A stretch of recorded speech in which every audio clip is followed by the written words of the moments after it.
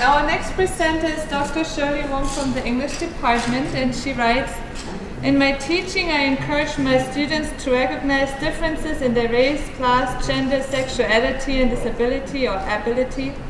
Oftentimes, students universalize their experiences, making sweeping generalizations that paper over the many different subjectivities that comprise the college classroom. For instance, when describing experience of on-campus housing, a student once said, 'Everyone feels at home in the dorms.'" We have another presenter who is taking what is happening on campus into her classroom. Shirley, can you please come up and I will... So I'll just start talking a little bit. I'm just going to show like one exercise that I do. Oh wait, no, I first want to say thank you to Susan and all the great work that she does at the Faculty Center. It's really great to be here tonight. So I'm going to showcase this exercise that joins together both my research interests and some of my... I need you to talk a lot louder. There isn't a mic. Oh, no mic, yeah. I'll scream, don't worry. Okay. So I'm going to do this exercise that joins together my research interests and some of the ways in which I'm trying to think about anti-racist pedagogy. So I've used this particular exercise in a couple of different classes in English. And I just, FYI, I generally introduce this assignment in the middle of the semester, so when the class has kind of gelled together a little bit as a whole. So I think, as Susan was saying, that I think one of the challenges I often face in the classroom is that students often tend to universalize their experiences. And that's, and so it's to kind of assume that, their experiences are the same as everybody else's experiences in the classroom, when in fact that's obviously not the case. And so, yeah, I've literally had I don't think students will be saying this in this semester anymore, but I've had students say to me, like, oh, we all feel at home in the dorms. When I would try to talk about class and class difference, they were like, well, we're all broke college students, like, we all, and I was like, well, are we all, really? Is that how you think? And so one of the things I really want to do is like, how do we complicate and challenge this tendency to universalize and therefore paper over different subject positions, right? Particularly around race, culture, class, gender, sexuality, ability, etc. And so I actually often, I'm in the literature, but I often turn to the field of geography to kind of generate conversation, because so geography I think is like the field of social science that examines the relationship between humans and the environment, so including both natural and human-made, and so it's basically this focus on space and place, which I often do in the context of literature.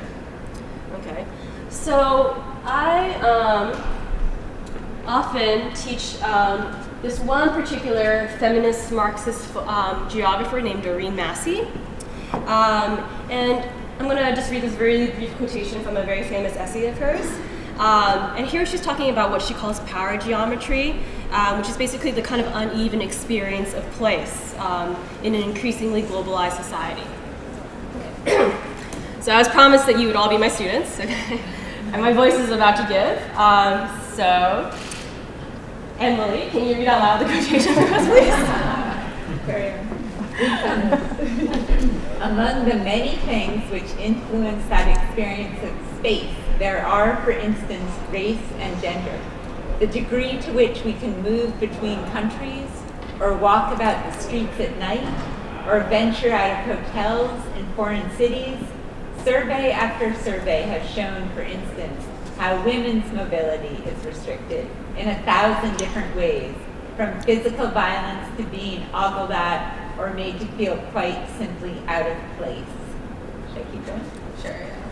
Now I want to make one simple point here, and that is about what one might call the power geometry of it all.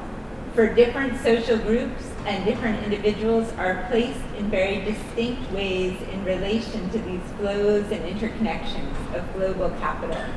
Different social groups have distinct relationships to this. Anyway, differentiated mobility. Some people are more in charge of it than others. Some initiate flows and movements, others don't. Some are more on the receiving end of it than others.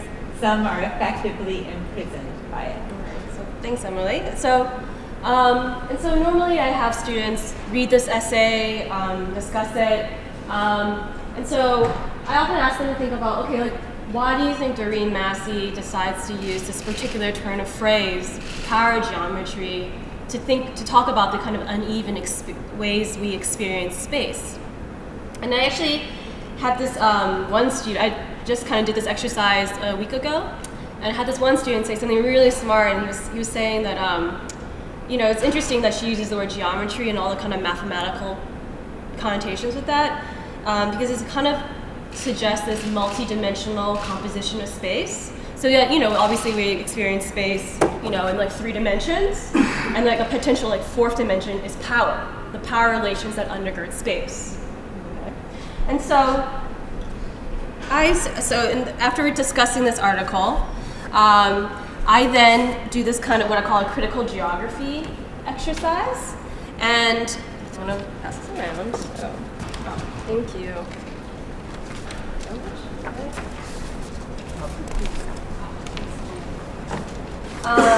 So it's going around, so this handout's going around, and so as the handout's going around, it's, I asked basically my students to think about this Massey's concept of power geometry and apply it to Westfield's campus, okay? So let's then analyze Westfield's campus through this lens of power geometry, okay? How does your subject position? And so you'll see that on that handout, there are 2 sides to it, okay?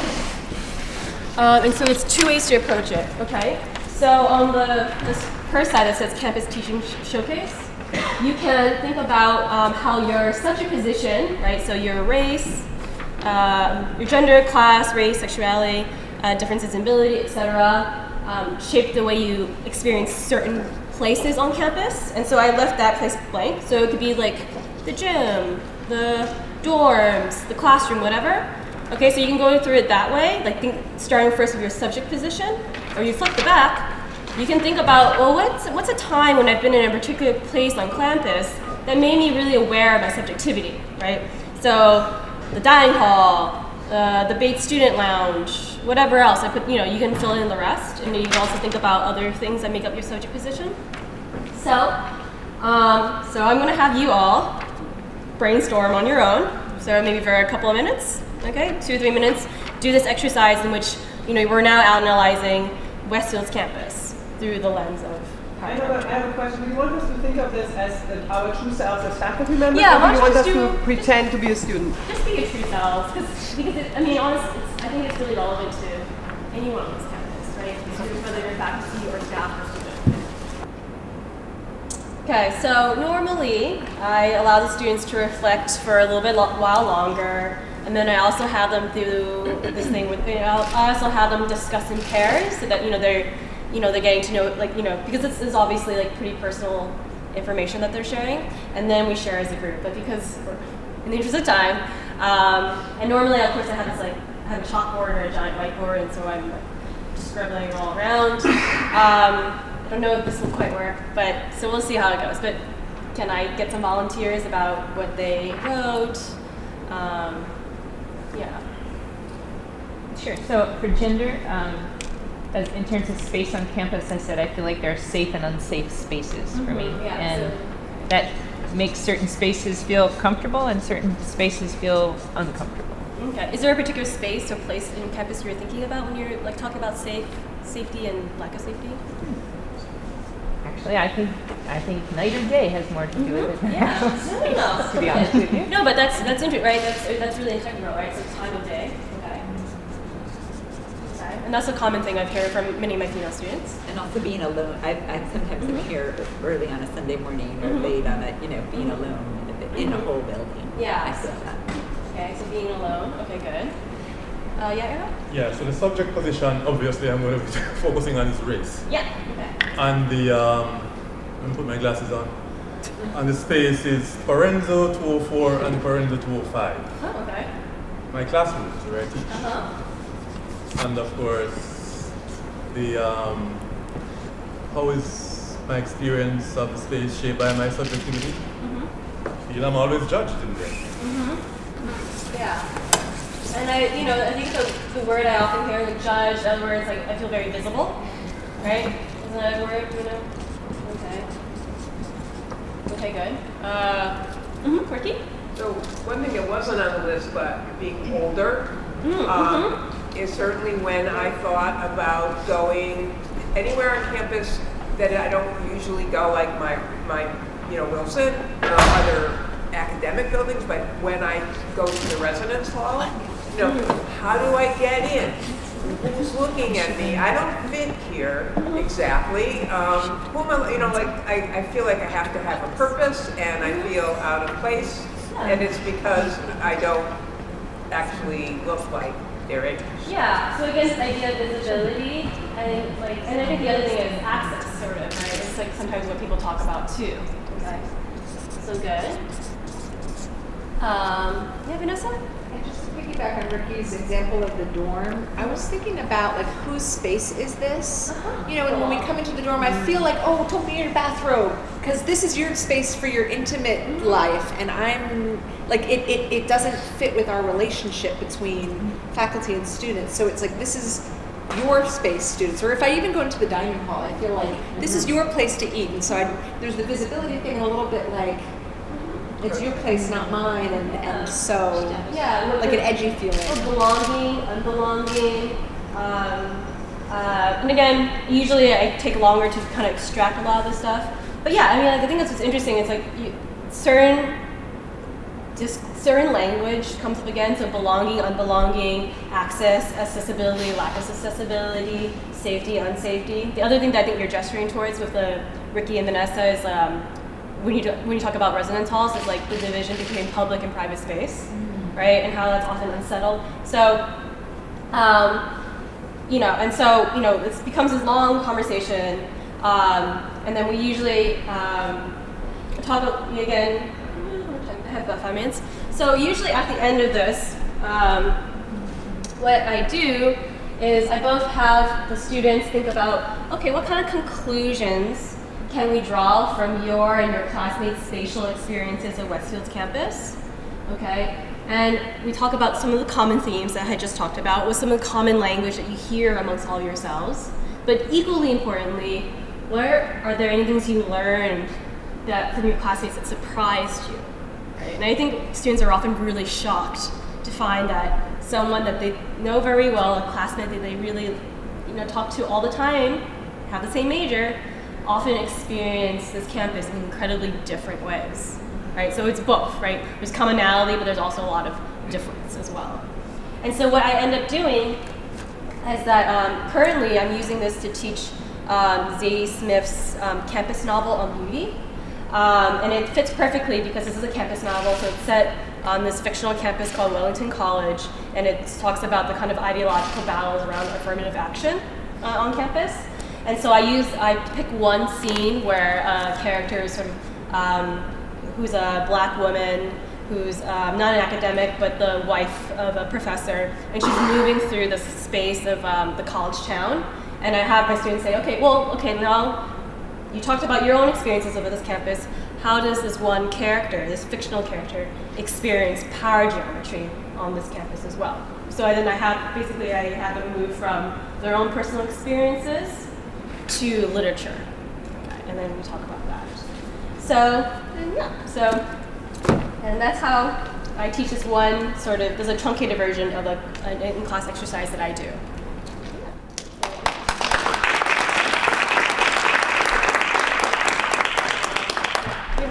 You can still do that. Okay. Remember to get copies. Yeah, so I don't know if you... So it's upper class students, like 200 level or up that you did the exercise? Yeah, I've done it with the gateway class, which is in the English department, primarily sophomores and juniors. I've done it with this upper level seminar, so juniors and seniors. So yeah, I generally do it with anyone, sophomore, juniors, and seniors so far.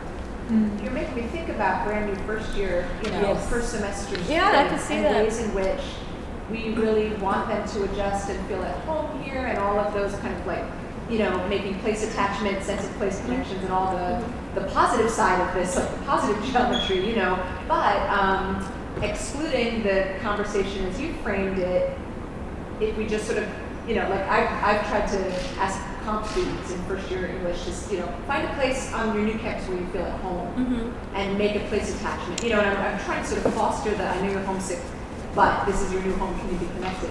But then, if that doesn't open up space for, well, I'll tell you where I didn't pick was X because, so I want to just say thank you and P.S. is plagiarism okay in your book for this, Same question.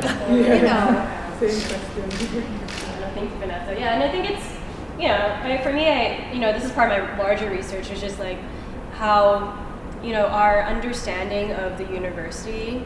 I mean, so I've taught this like a couple years in a row now, or used this exercise in a couple years in a row. But I just used it 2 weeks ago, and I think we all can understand from the context of what's going on that this is I was a little nervous, to be honest, doing this exercise after all the hate crimes that have been happening on campus.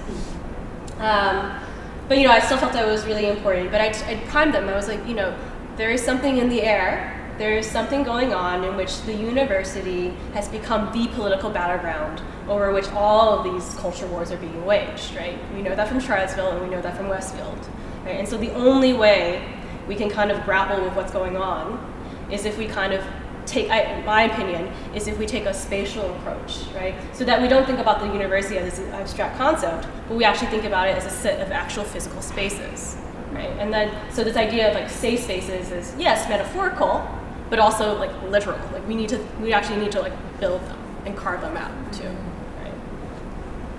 So I have a question in terms of, I get what you're saying about the space, but sometimes our experiences in a space change. Exactly, right? yeah. So, for example, there have been times when Christmas has been everywhere, including on the buildings with big wreaths of, and Christmas things all over, and I didn't feel like it was my university anymore, which is very different.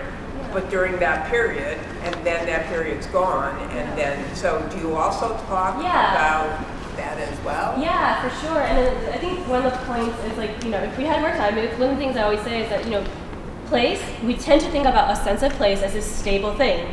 Like Westfield has, the thing is it's not, right? Place isn't one stable entity, but it's it changes, it shifts.